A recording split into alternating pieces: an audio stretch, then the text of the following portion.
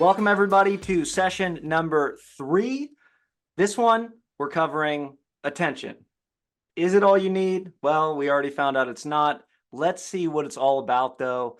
Totally demystify this from soup to nuts and look at what we did in 2017 and what we're doing today. All right, remember, we're on a mission to create the world's leading community for people that want to build, ship, and share production LLM applications. So let's see what folks have been building, shipping, and sharing around the community, even just in the last 2 days.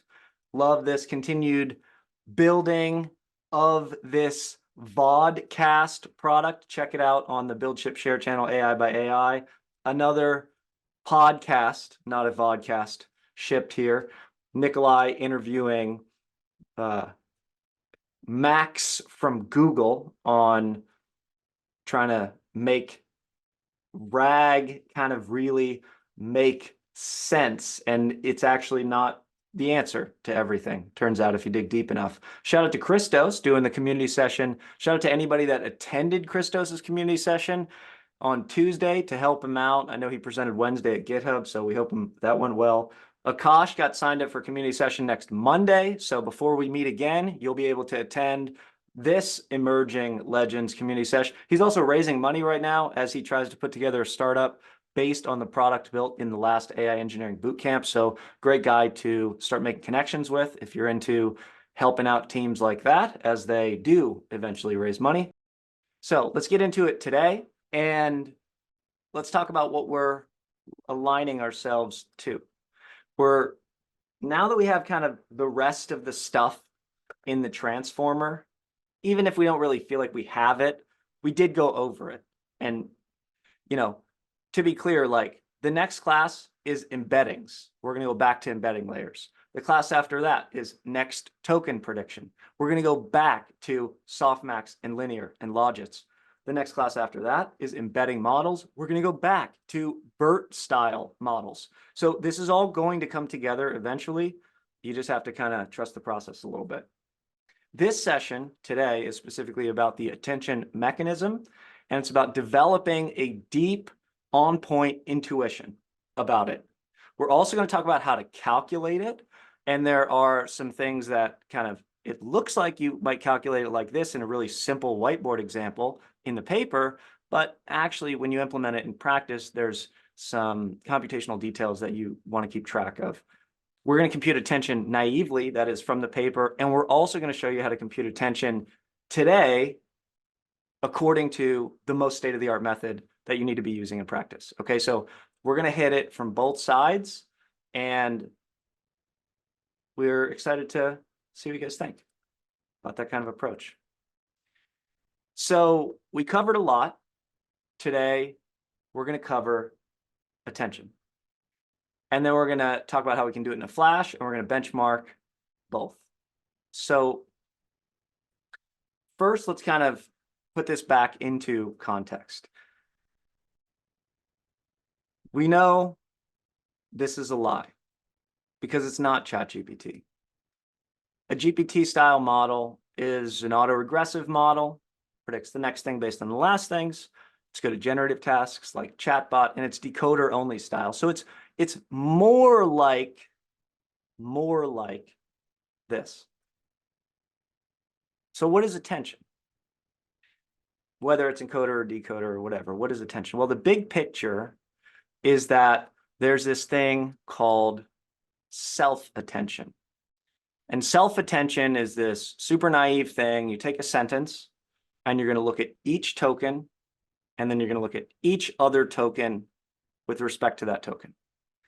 And you're putting that one token in context, okay? This idea of putting things in context is so fundamental to both LLMs and AI engineering that it's pretty insane, actually.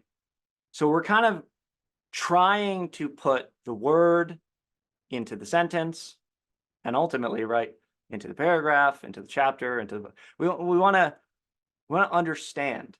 We want to stand under what's really going on here. We want to really grok what does this mean based on the words around it. So no is not a very interesting word. A more interesting word might be interest, right? And so this idea of like, what do we mean by a word? This is what attention is trying to get at when we deal with language models.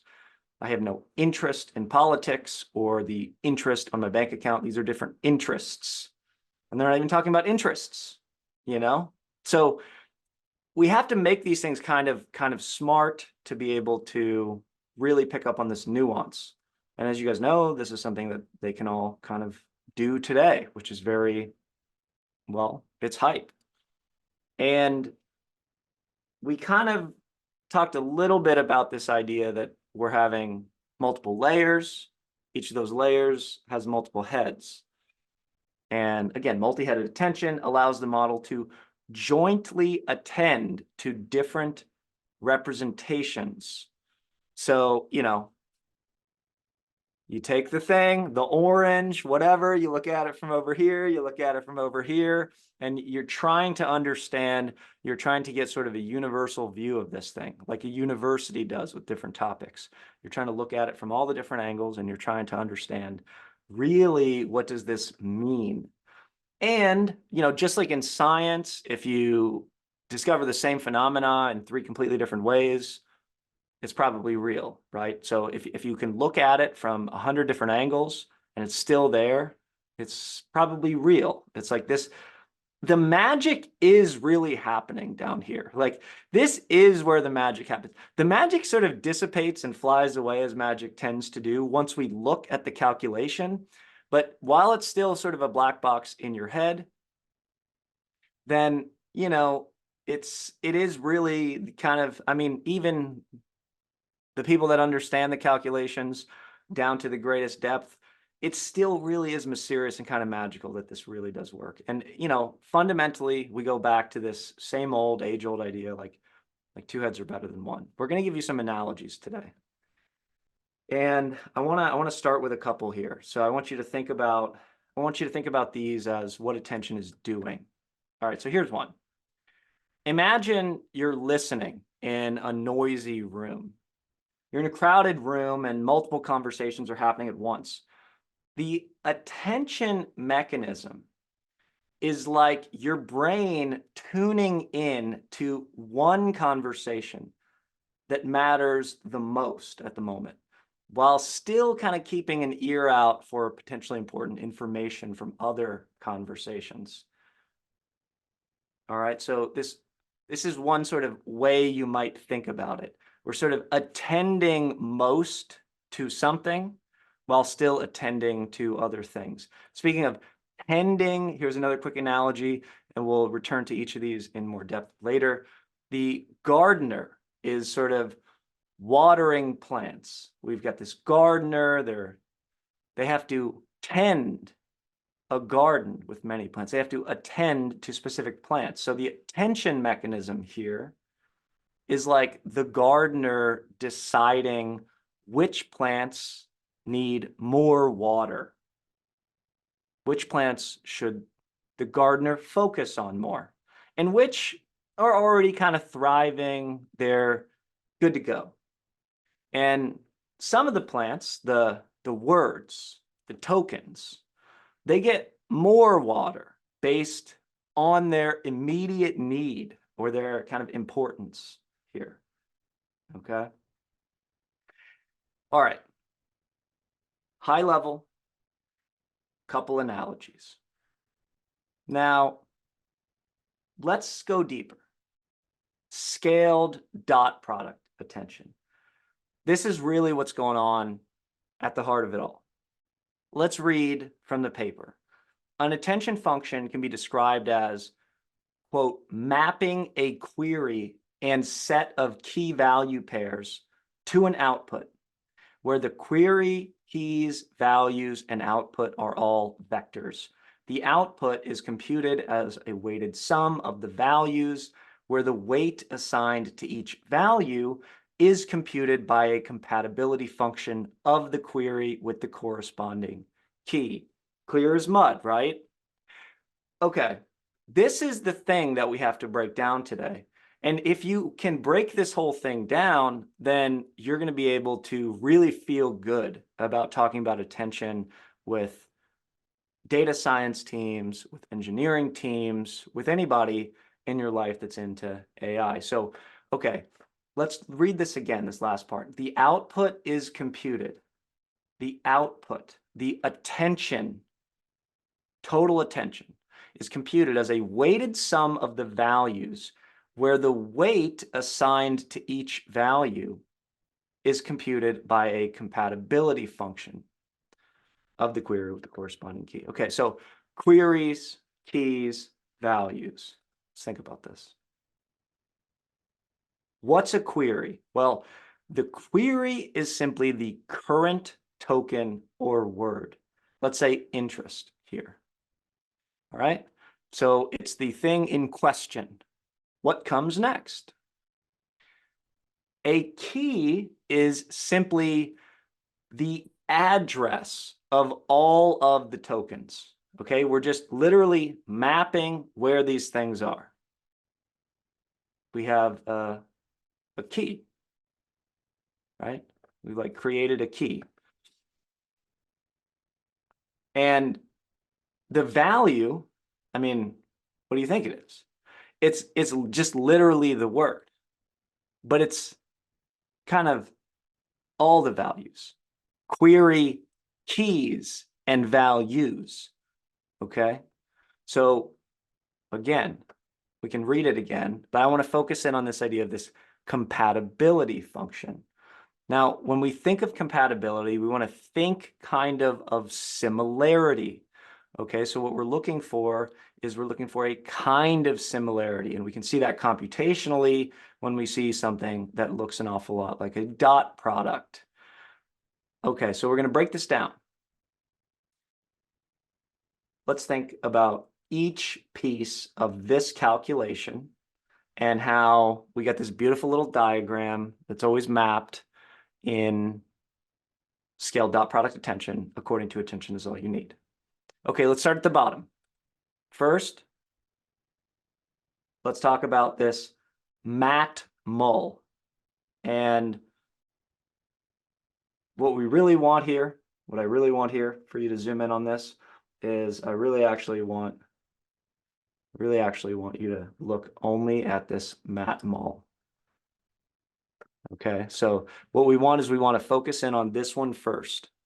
Now, this is just the dot product of query times keys.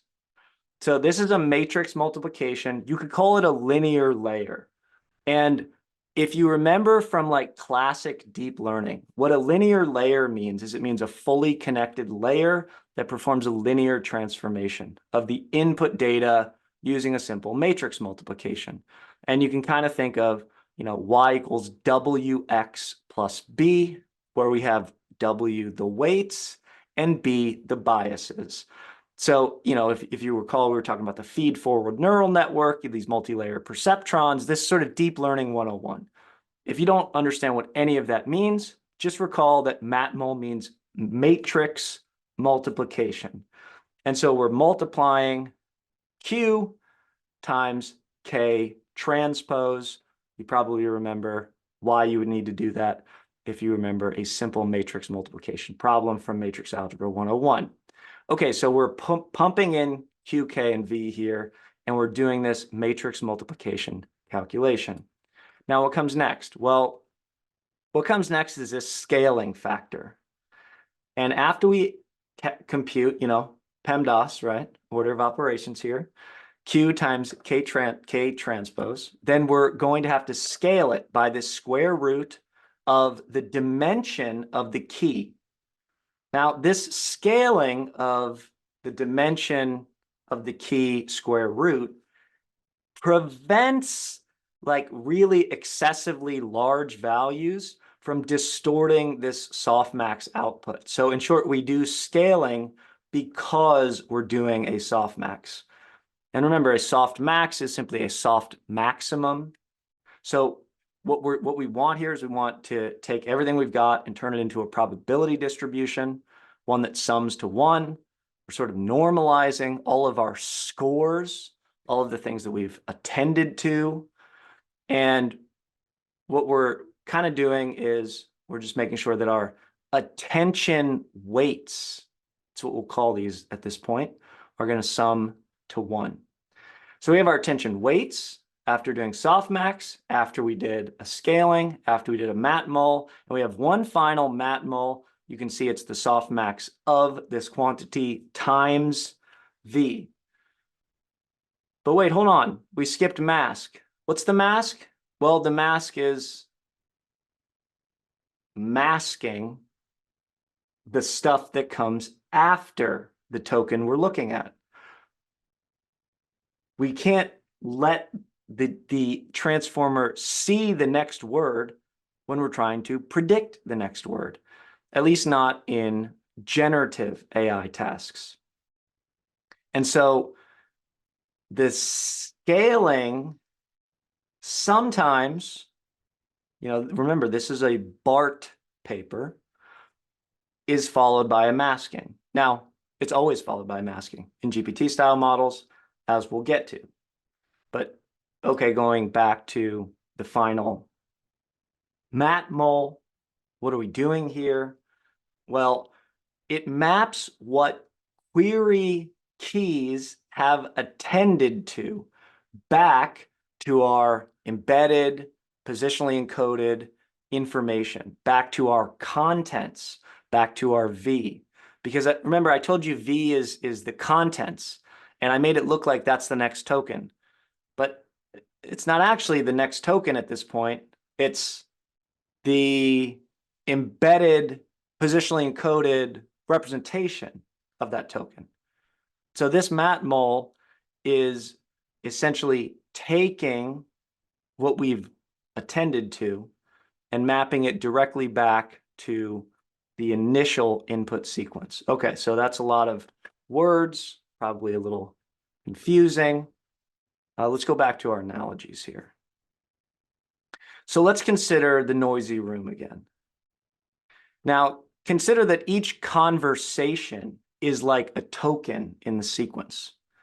So what we want to do is we want to think that the query is kind of what we're trying to hear. We want to compare that with our key. Our key is kind of what each conversation is about. In that way, we can calculate, well, how much attention should I give each conversation? So let's imagine that my query, what I'm trying to hear is, I'm like, where's Sarah? Well, we've lost Sarah. Okay, I don't know where Sarah's gone. Yeah, and then like in someone's key, right? Someone's key, they're like talking about Sarah. Well, I hear that and I'm thinking, oh, I'm going to attend to that. I'm going to put the highest score on that conversation. And when I do that, I attend to that conversation even more. That conversation then provides me with its value. Oh, Sarah's over by the door, right? She's ready to move on to the next place. Classic Sarah. And, other conversations were either completely ignored or minimally attended to, right? We had like total ignorance, right, on this because it just wasn't relevant to what we were trying to accomplish. In the gardener, we might say each plant represents a word or a token. So the values here might be kind of the meaningful information the gardener will act upon. It's the stuff that ultimately gets passed forward that we deem is important. So the query, what the gardener is looking for, might be sort of which plants need water. And, some of the plants, their keys are kind of like, yo, like I need some water, guy about to die over here. And maybe the one that we've attended to that's sort of giving us that key, allowing us to key into that, is this like real thirsty fern that needs like a solid 2 liters of water. Whereas like other ones, maybe they're succulents. Maybe they don't need any water. Maybe they're just totally Gucci and good to go for the next however long. Okay, so you can do a lot of these analogies, and it really is helpful to do this. One point that's a computational point that's important to make here is that, in practice, the query is the token that we're looking at. And in practice, the key and the value are they're actually every other token. And this is kind of a different thing than I just said. So it's important to kind of understand that this is the case. So Wiz, why is it that K and V are actually every token in the sequence versus like, I thought it was like the current token and just the address and just the content. Why would we do it like this? Well, I mean, basically the idea is that you need to be able to figure out or attend to every other token in the sequence, right? There's not a point to just do like one token or whatever this particular analogy is, right? We're really laser focused on figuring out where this token fits in the sequence, right? And you can't do that if you're not looking at all of the tokens in the sequence. It's just not possible, right? And this is in part why we get this really nasty quadratic scaling for attention, because we have to look at every other token in the sequence every time. So as we get more tokens in our sequence, we have to look at even more things. It scales extremely quickly. But the idea is like we need to figure out how much attention we should pay, right, to each token, or for each token, and we need to figure out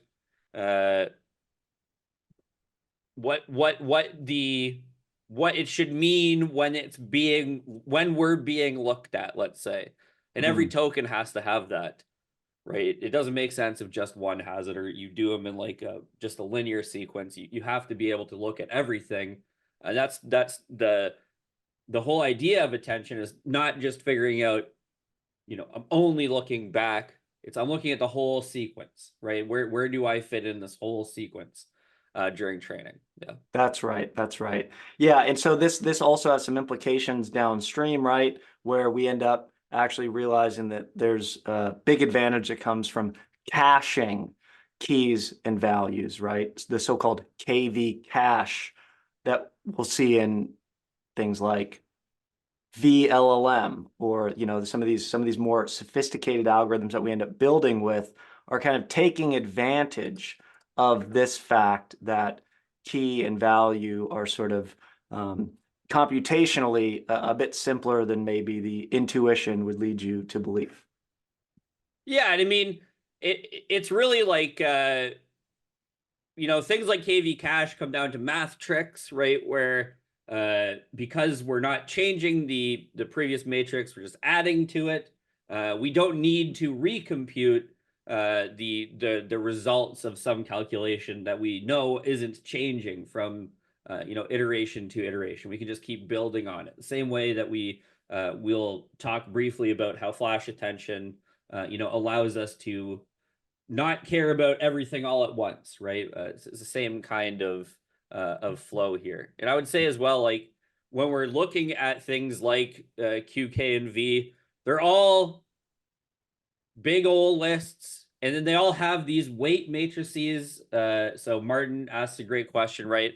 There exists a weight matrix for all Q, K, and V, right? Each of them have their own weight matrix that we're going to use to transform whatever incoming data flows into the network. We're going to go through that weight matrix in order to get that Q, K, and V, right?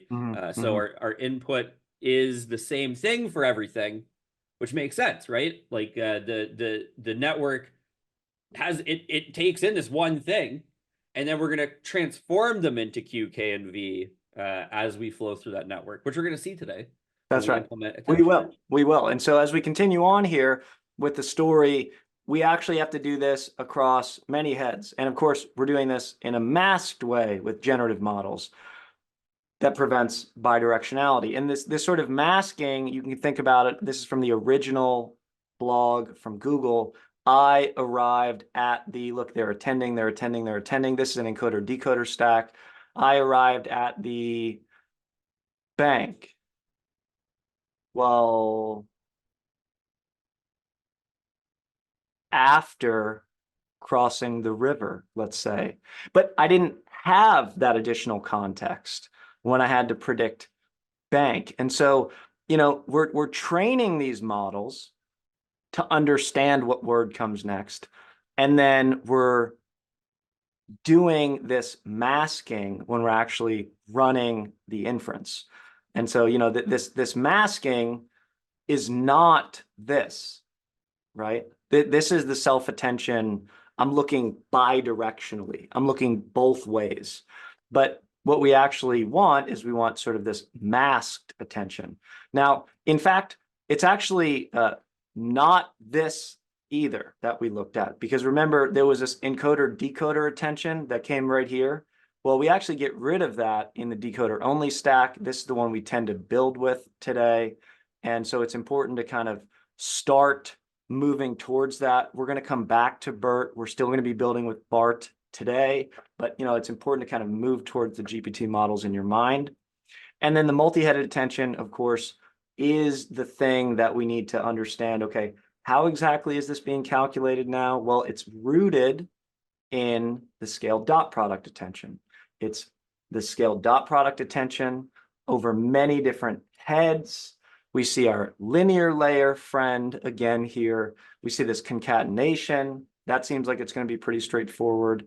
And so we can kind of visualize this calculation pretty easily. There's a great illustrated transformer write-up you guys should all read.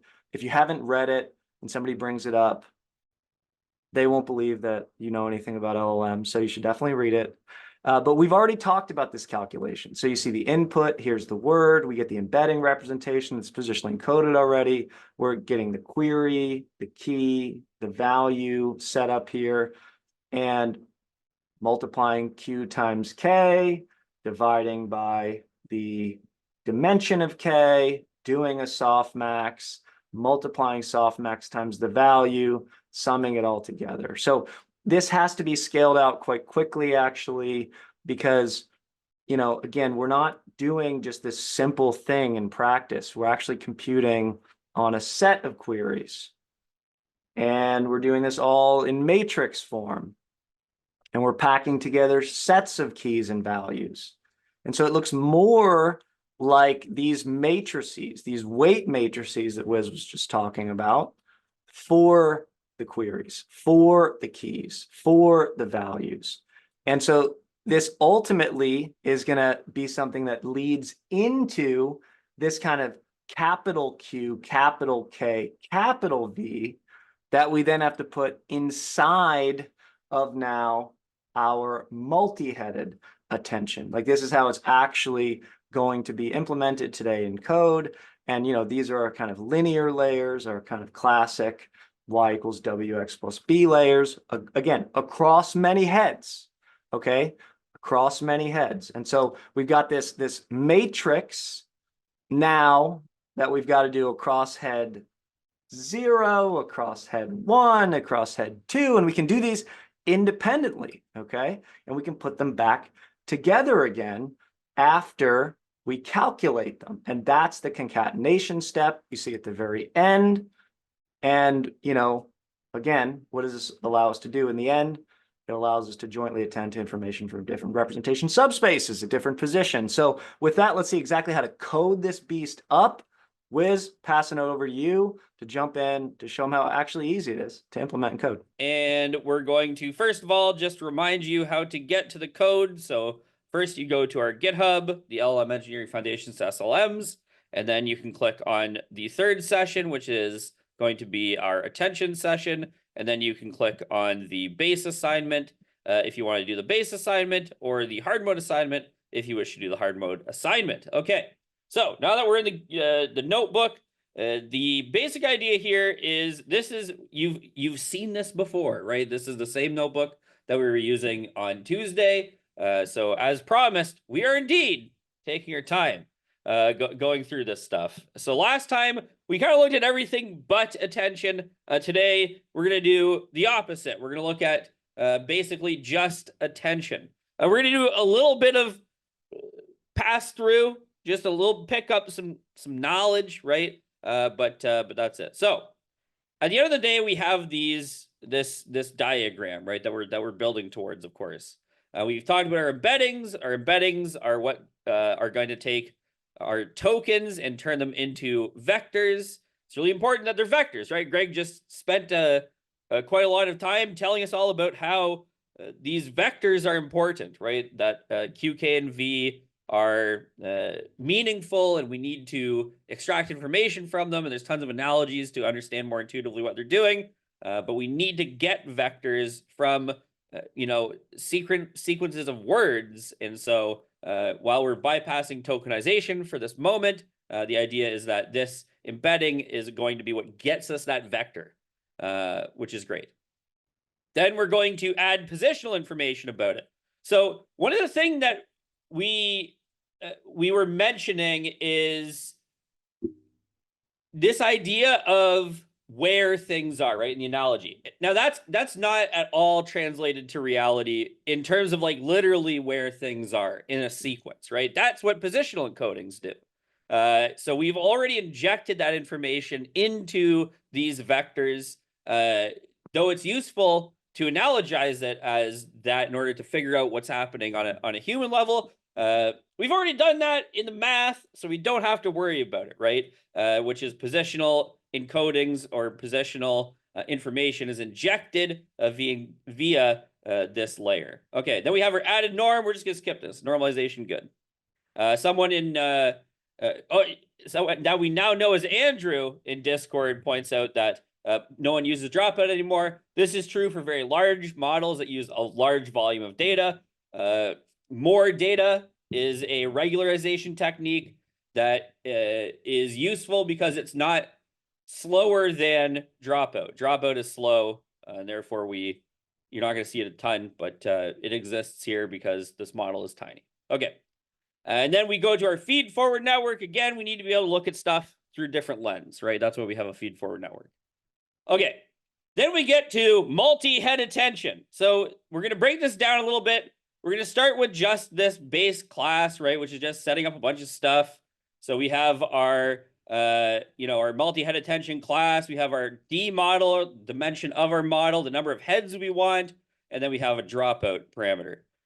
We also have this D model divide by number heads equal 0. So this is technically the mod operator in Python, which just means that this cleanly divides into D model. So we need to have a situation whereby when we concatenate results back together, that the individual size of the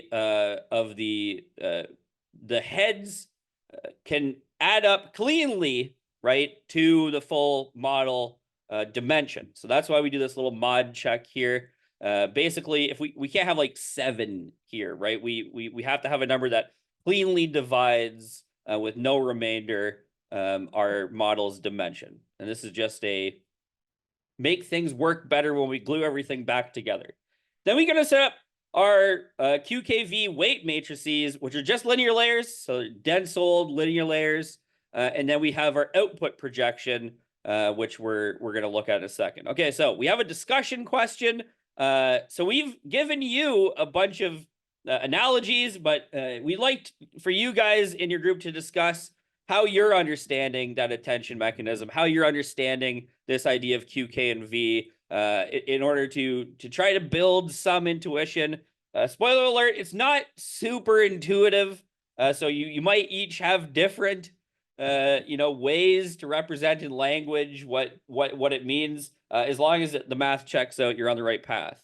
Okay, then we're gonna get into the actual. This is the whole thing, right? So, yeah, we have to do this linear layer because there's a weight matrix. We want to learn stuff. Learning stuff is really good, but then we actually compute attention scores, and computing attention scores couldn't be easier, right? It's just these 5 simple steps. We do a matrix multiplication between Q and K transpose. And then we yeah, dark mode is definitely a hurdle for this particular diagram. But you'll forgive me if we open it in a new tab. I believe it will just be much worse. Indeed, it will. Okay, bear with the dark mode for a second. The code's gonna be right down below. Just look at the colored boxes. Okay, so the matrix multiplication between Q and K, transpose, easy peat. Then we do a scale. You love doing a scale, right? And we're scaling by that D underscore K. D underscore K up here is the dimension of each of the individual heads. That's it, right? And by the way, when you do this, the double slash in Python, it's like no remainder division, right? So we'll chop off the remainder if there was to be one. So it's rounded division. However, we already know that it cleanly divides, so we don't have to worry about that. Okay, so we scale this by the square root of the dimension. The reason we do this is we want the actual scores to be proportional to the size of the head, right? So because we have many heads contributing, if we let them all give their full scores, we wind up with absurd values. So we scale each head by the square root of its size, basically. And then we do this mask thing. We're not going to worry too much about the mask thing today. And then we do the old softmax. Softmax is a great operation. We love a softmax. Flash attention. We're going to talk more about softmax today. This is the thing that I always say. It's a soft maximum, right? So what it's going to do is it's going to make all of our values exist on a very normalized scale. So they're going to fit all between 0 and 1. They're going to all add up to 1, but it's going to preserve their relative magnitude, which means that the highest number pre-softmax will be the highest number post-softmax. And if the highest number was higher than the second number by a factor of 2, the same will be true kind of post softmax. Good enough. We're going to leave it there.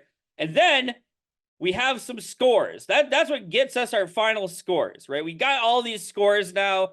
They're just scalars. We don't care. They're no longer vector. Everyone loves that. And then we are going to do another matrix multiplication between those scores and then our value matrix. And our value matrix is going to be combined with our scores, right, to give scores that are proportional to the value of that particular entry, right? So this is why we need a value. We need to say, like, how valuable is this token to this other token? Yeah, that's good enough. How valuable is this token to this other token, right?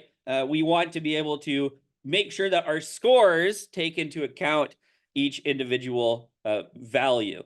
And there's some real deep lore here about how this works with things like something people were talking about last week, right? What if Apple the company versus Apple the fruit, right? Where does Apple the company fit in that embedding grid that we saw on Tuesday? These kinds of scores, being aware of the value of the tokens is what's going to help us kind of like figure out which one, right? So, and by us figure out which one, I of course mean the algorithm. Okay. So that's a lot of explanation for like this, like 4 lines of code, right? So the attention scores, we just do the math, right? If there's a mask, we use the mask. Otherwise, we just compute the scores in this one step, and then we softmax them. And then if there's dropout, we do a sweet little dropout. And if there's not, we just return the map mul between attention scores and value. This weird at value or at symbol means matrix multiplication. So that's just shorthand for we are going to do a matrix multiplication. Thanks, Python, for having a mat mul symbol. Very useful. Martin is talking about each head will receive a chunk of the pre-train value. So yes, each head is set up individually, separately, and learns its own stuff. the way that we talk about this colloquially is we say things like each head becomes an expert in a different thing. There is some truth to that, like literally, in terms of the tokens that each head prefers to attend to, et cetera, et cetera. But that intuition is that yes, each head, quote unquote, cares about different things, becomes an expert in different things. Maybe one's really good at temporal relationships, and one's really good at punctuation, and one's really good at cats. You know, I mean, they're not necessarily strictly compartmentalizable like I'm doing for effect, but the intuition is true in there. So good question from Martin there. Okay, and then we have a forward method. Forward method's the easy part. This is just like we gotta send the stuff around, right? So this is what forward does. We set up our query key and value from the query key and value that we receive. And then we do all this weird stuff, okay? All this is doing, this is just very, a very codey way to have many different heads, right? So you'll notice that we have this view, we have the query shape of 0, the query shape of 1, and then number of heads, and then the dimension of the heads, and then we transpose. The idea is that this is just the bit that breaks apart our original sequence into small chunks to be passed to each of the heads. So that's why we see this. And then we can pass that straight into multi-head attention, thanks to PyTorch being a good library. And then we're going to get our X back along with our attention scores. And then we're going to do another transpose to recombine everything back into one big, beautiful matrix sequence of vectors with their corresponding batches as well, using this, again, very long command that does something very unglamorous. And then we return the output projection of X. And then we got to tie that all together, right? So now we got to group it all together, and we're also going to slip in flash attention real quick under your noses here, okay? But I'm not going to talk about that too much because we don't need to. But basically, we built this already, and we built this already, and this is just literally doing them, but in the same class that we're calling modular attention, okay? All this means is that we have the ability to choose between regular and flash attention. Something that I really want to point out, you'll notice that the flash attention manifests as flash attention function and accepts QKV with the dropout. That's it. There you go. Okay. Now, that's it. We did the same forward function, we're doing the same thing. That's it. That's the whole attention mechanism in code, right? That's all it's doing. We just look at how much of this code is just bookkeeping. Okay, we get it. We got to set up layers that can be trained. We do the 5 steps of math, right? And then we have a forward function that basically says, okay, well, we need to break this into 8 different chunks and then do the thing and then recombine them. There you go. Okay, that's it. Okay, we're back from the break, and it's time to get into a little bit more state-of-the-art stuff in the second half of class today. So what we want to do is we want to sort of ramp up quickly. We want to understand that, yes, we have attention calculations, and yes, we have to do them. When we had models back in 2018 like GPT-1, we'd be talking about 12 attention layers, 12 attention blocks, and many attention heads within each of these layers or blocks. Remember, the layer and the block is kind of a synonym when you read papers like this.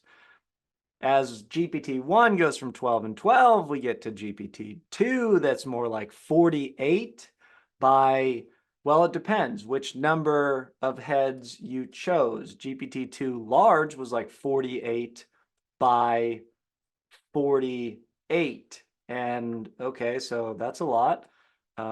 Heck yeah. And then we continued to increase. GPT-3, 96 by 96. Llama, 3.1405 billion, 126 layers, 128 heads.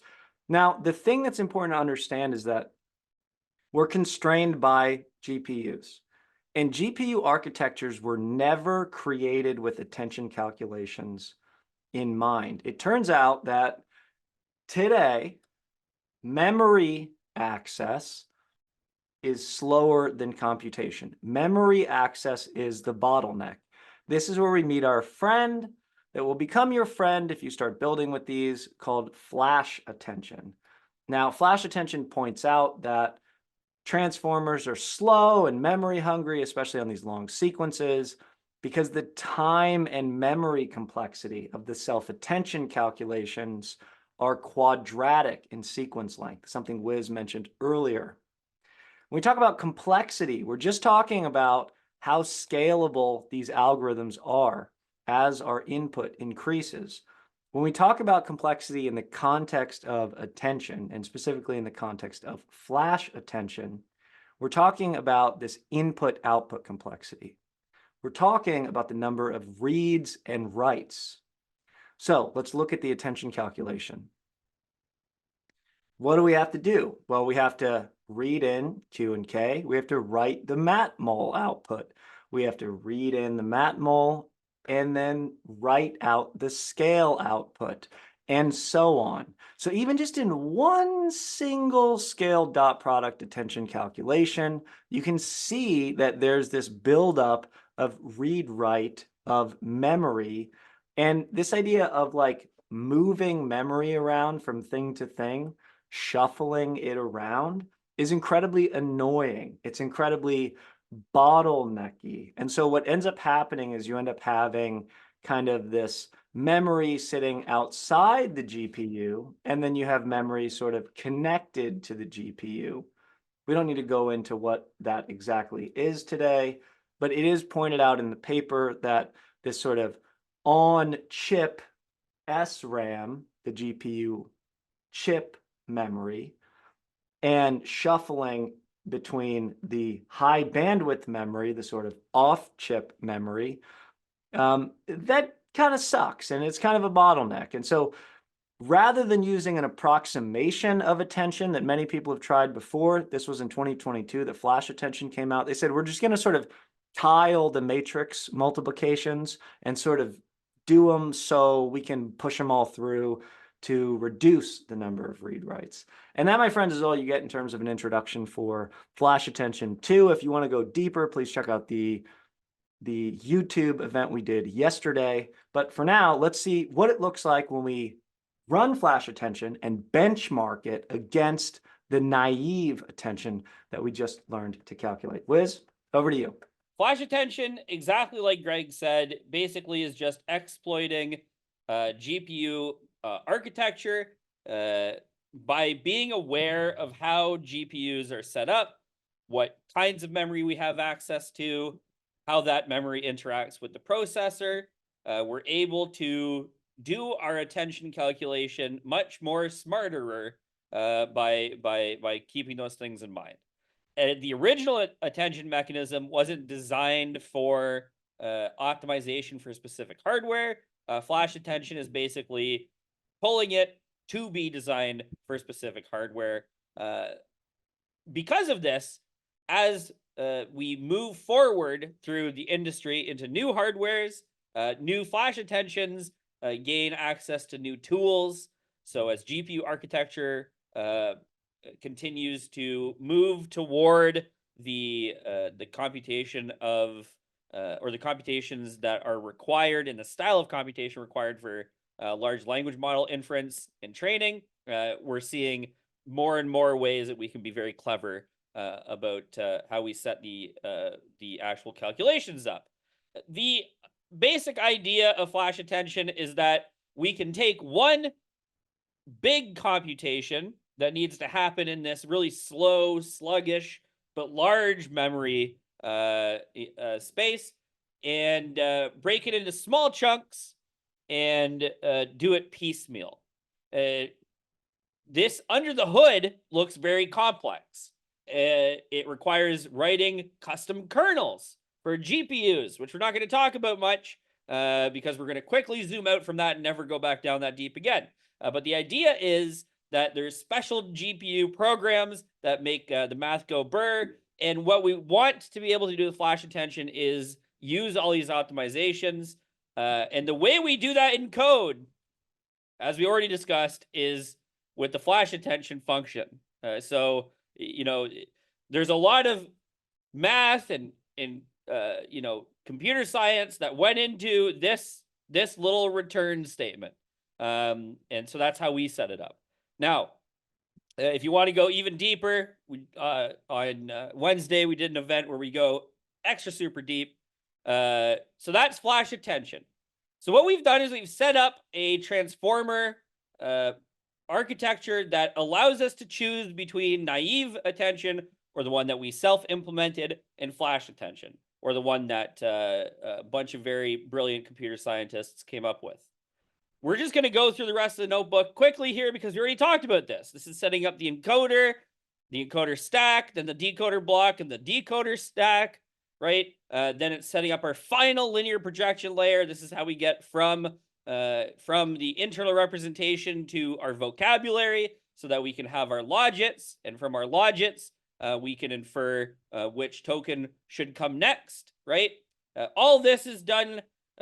We've already talked about this. We finally have our build transformer function. You love to see it. And finally, we're on to the benchmarking part. Now, we're going to do some benchmarking today just because it's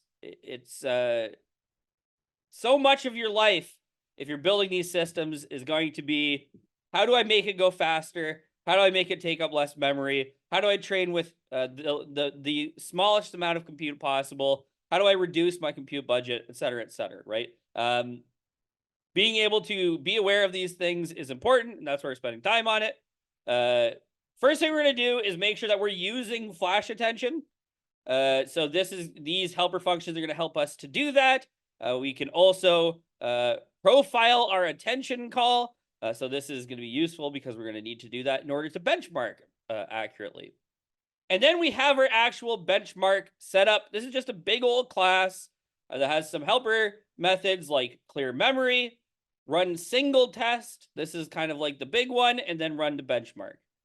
One of the activities in this notebook is going to be to talk about what this class is doing. So what is run single test doing and how does it achieve it, right? We can see that we have like this self.clear memory. We can see that we have this reset max memory allocated. You know, we have our attention config here.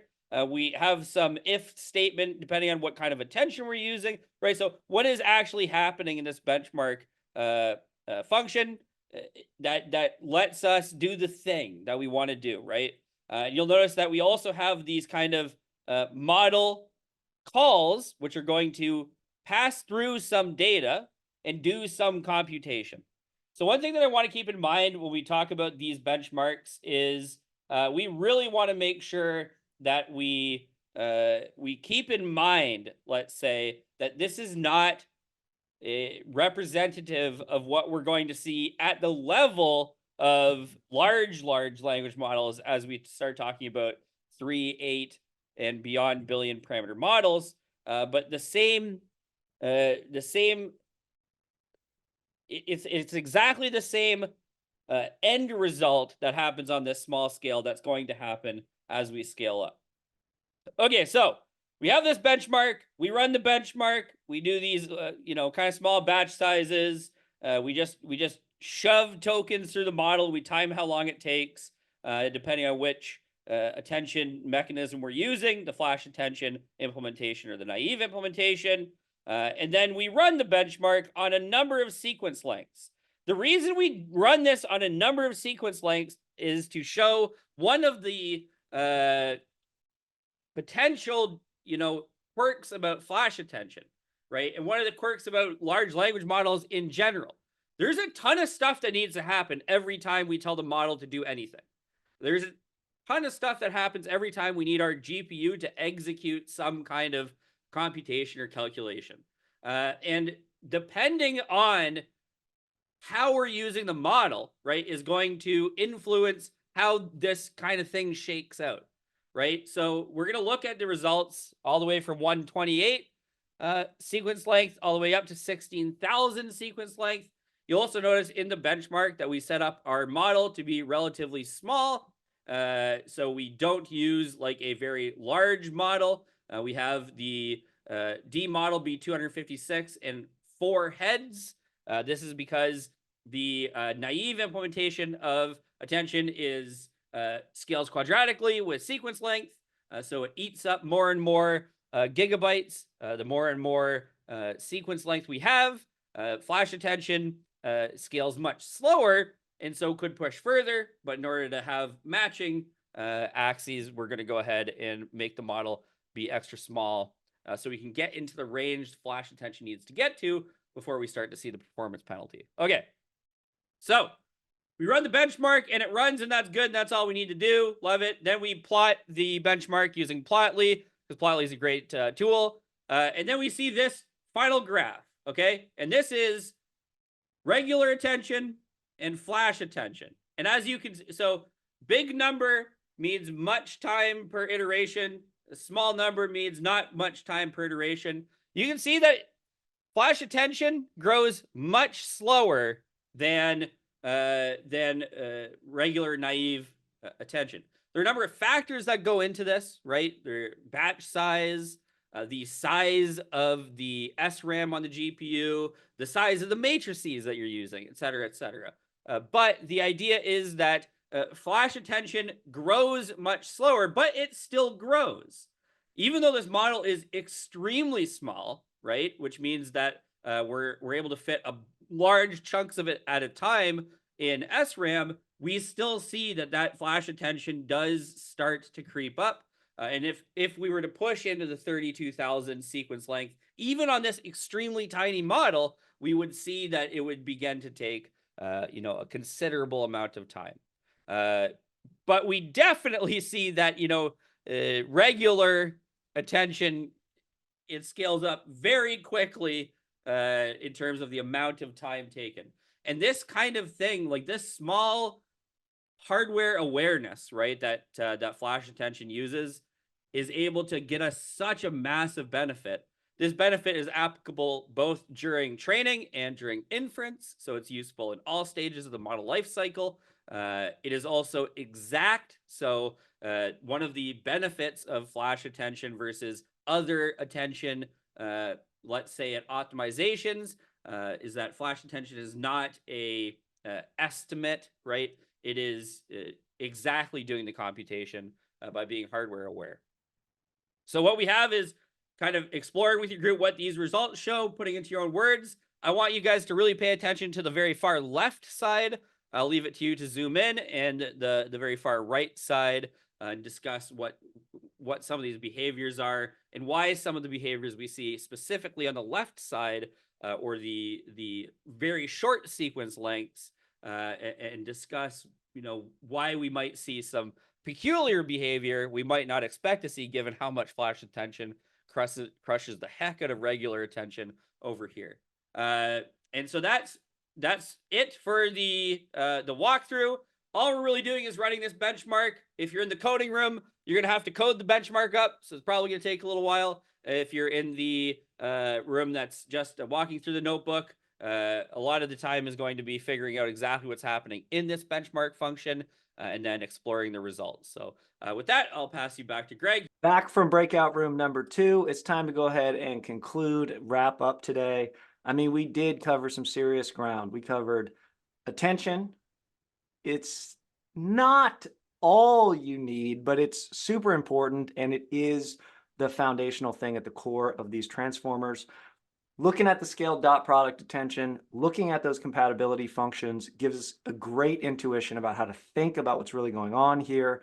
The query keys and values, while intuitive, if you think about them simply, looking at them computationally, it starts to get a little bit more confused, and we start to leave it more and more to the experts as we go into more matrix level calculations with many, many heads, many, many layers, and then even more sophistication when we add tiling to the mix, when we add moving stuff between on-chip memory versus off-chip memory. This is the kind of stuff that's happening today, and even flash attention 2 is really the new standard today that came out in 2023.